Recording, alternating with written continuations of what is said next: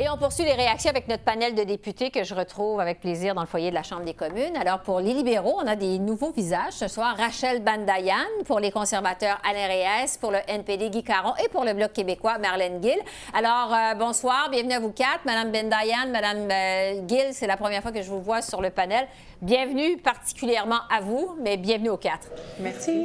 Donc, je vais débuter ce soir avec le Bloc québécois. On vient d'entendre les libéraux. Madame Gill, on le sait, le Bloc québécois demande à Ottawa de ne pas contester la loi sur la laïcité. Mais qu'est-ce que vous pensez, vous, du contenu de cette loi, de cette contestation de cette jeune femme en enseignement, cette jeune étudiante plutôt en enseignement qui ne pourra pas finalement enseigner au Québec avec cette loi-là? Qu'est-ce que vous en pensez? Bien, en fait, je n'irai pas sur le fond du projet de loi qui, en fait, concerne l'Assemblée nationale du Québec. Ça a toujours été la position du Bloc québécois. Donc, le Canada n'a pas à se mêler de ce qui se passe au Québec. L'Assemblée nationale est souveraine. L'Assemblée nationale a décidé. Je trouve que c'est une grande journée pour le Québec parce que ça fait quand même une grande journée, c'est hier, mais encore aujourd'hui. Ça fait plus d'une dizaine d'années qu'on débat du sujet. Donc, pour moi, bien évidemment, si ça relève du Québec, j'estime que les Québécois n'ont pas à payer pour une contestation directe ou indirecte de la loi sur la laïcité de l'État. Donc, pas question pour le fédéral de contester cette loi-là, selon ce que vous nous dites, Mme Gill. Absolument pas. Bon, et quand vous dites que c'est une grande journée pour le Québec, une journée positive pour le Québec?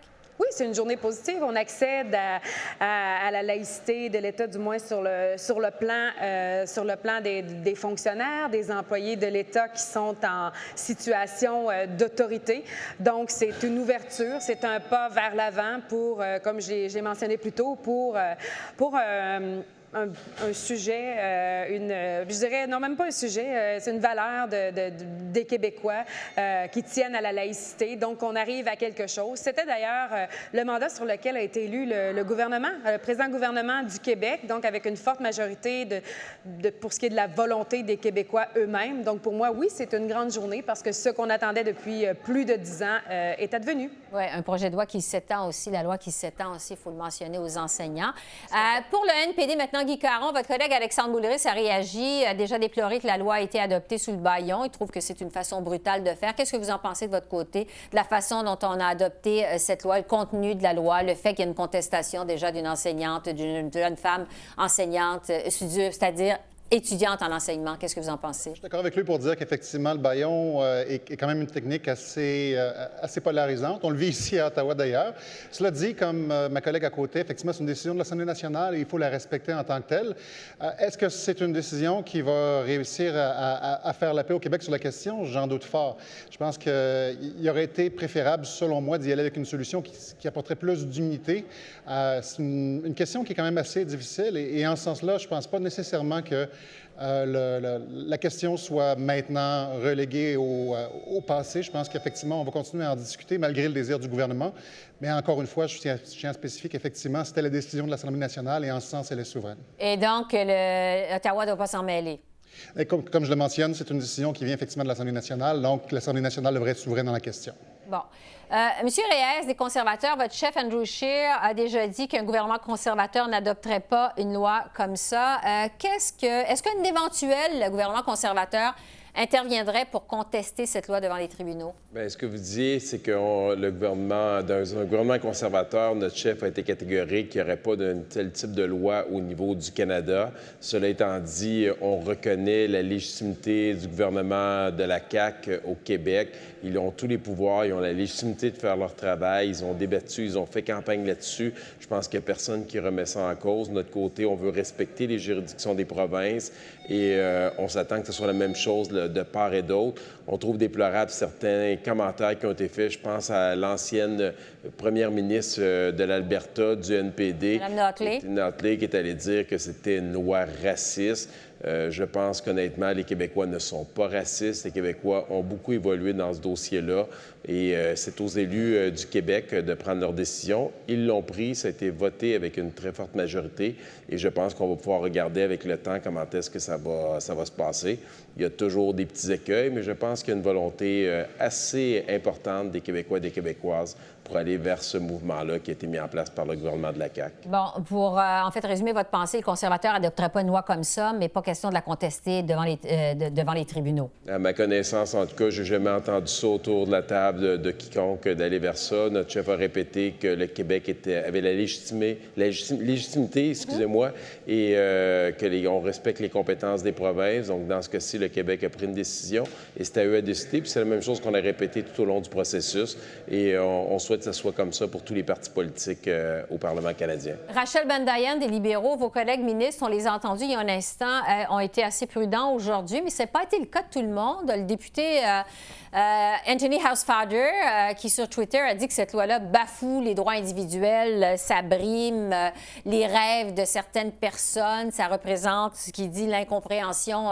fondamentale de ce que devrait signifier la séparation de l'Église et de l'État. Est-ce que votre gouvernement devrait s'impliquer dans le recours actuel pour contester la loi? Écoutez, le gouvernement n'a pas sa place dans les garde-robes des Canadiens. Je pense qu'on est tous d'accord du Parti libéral que les politiciens ne devraient pas dire aux gens quoi porter ou ne quoi pas porter. Là, c'est très clair. On a cette position depuis le début. On est quand même le parti de la Charte canadienne. Nous, on pense que les mesures dans cette nouvelle loi briment les droits fondamentaux et les libertés individuelles des Québécois. Est-ce que le gouvernement devrait donc joindre le mouvement de contestation devant les tribunaux? J'ai vu, comme tout le monde, qu'il y a eu une contestation qui a été déposée ce matin. On suit ça de près. La contestation existe déjà, alors on va le suivre de très près. Comme le ministre l'a dit plus tôt aujourd'hui, il est en train d'étudier les amendements qui ont été présentés en fin de semaine et il est à même de regarder la loi. Mais il y a une contestation déjà, comme vous l'avez mentionné, de la part d'une étudiante de l'Université de Montréal dans mon comté. Je peux vous dire que je ne suis pas la seule à me préoccuper. Il y a des centaines et des centaines de résidents dans Outremont, dans Côte-des-Neiges, dans le Myland qui sont venus me voir pour me parler de leurs préoccupations par rapport à cette loi. Bon, on le sent, tout le monde marche un peu sur des œufs à Ottawa, les formations politiques, par rapport à cette loi qui a été adoptée au Québec, ne veut pas intervenir. Là. Aucun d'entre vous m'avait dit que votre formation va intervenir. Les libéraux disent étudier ça. J'aimerais quand même revenir sur cette jeune étudiante en enseignement qui a intenté ce recours aujourd'hui parce qu'elle ne pourra pas pratiquer son métier au Québec. Je vais vous entendre chacun. Il nous reste à peu près 2 minutes, donc vous avez à peu près une trentaine de secondes chacun. Madame Gill, au Bloc québécois, qu'est-ce que vous lui dites à cette jeune étudiante qui finalement ne pourra pas enseigner au Québec en vertu de cette loi? Bien, la première des choses, c'est que je dirais que le Bloc québécois ne marche pas du tout sur des œufs. Vous avez dit qu'on marchait sur des œufs. Absolument pas. Je pense que, comme parti indépendantiste, première des choses qu'on va toujours affirmer, c'est qu'on ne veut pas que le Canada s'ingère dans les affaires du Québec, oui, dans ses champs de compétences. Donc, pour moi, c'est exactement la même chose ici. Qu'est-ce que vous dites à cette jeune étudiante? Je ne vais pas dire aux élus de l'Assemblée nationale ce qu'il faut faire parce que je ne peux pas les prendre de haut. Je suis élue à la Chambre des communes. Ça, c'est d'une part. Qu'est-ce que vous dites? Allez-y rapidement. On vous écoute. Pour l'étudiante, qu'est-ce que je lui dis? Je ne veux pas aller dans le projet de loi lui-même, mais je reviendrai un peu sur l'aspect démagogique, peut-être de ma collègue d'Outremont, où on nous parle de tenue vestimentaire. Et là, je pense qu'on est vraiment à côté. Ouais. C'est pas une question de tenue vestimentaire, c'est pas de neutralité. On n'est pas dans le vêtement, on n'est pas dans le fonctionnel. On est dans autre chose ici. Monsieur Caron, on est dans le symbolique. Monsieur Caron, vous lui dites quoi en quelques secondes? Écoutez, c'est clair que c'était un des éléments polarisants. Il y a des gens qui vont prendre une décision éventuellement de partir en Ontario, au Nouveau-Brunswick, et je pense que le gouvernement du Québec le réalise aussi. Alors, je pense que c'est une question qui est importante et les gens devront faire une décision par rapport à ça. Maintenant, la contestation est faite. La contestation va être faite et va aller de l'avant et le gouvernement du Québec va se défendre par rapport à cette décision. Monsieur Reyes, vous lui dites quoi à cette jeune femme? Je viens du monde de l'éducation. Je lui dirais que cette passion pour l'éducation doit aller au-delà des signes religieux et je l'invite à reconsidérer sa position de ne pas s'empêcher de pouvoir s'accomplir, de pouvoir partager toutes ses compétences, son expérience et ce qu'elle a. Et je pense de laisser faire le système. Présentement, il y a une loi qui a été mise en place et je ne dirais jamais à quelqu'un de ne pas respecter la loi. Mais je lui demande, personnellement, si je prenais un café avec elle, je lui dirais de réfléchir sérieusement, de ne pas mettre à côté tout ce qu'elle a à partager à la jeunesse avec sa passion qu'elle avait de vouloir enseigner. Madame Bandayan, le mot de la fin en quelques secondes. Vous lui dites quoi à cette jeune étudiante? Dans votre circonscription, d'ailleurs. Oui, que personne ne devrait avoir à choisir entre sa religion et son emploi. Et que le Parti libéral, le Parti de la Charte canadienne, trouve que la loi existante brime ses droits fondamentaux et qu'on est vraiment déçu de la façon dont cette loi a été apportée.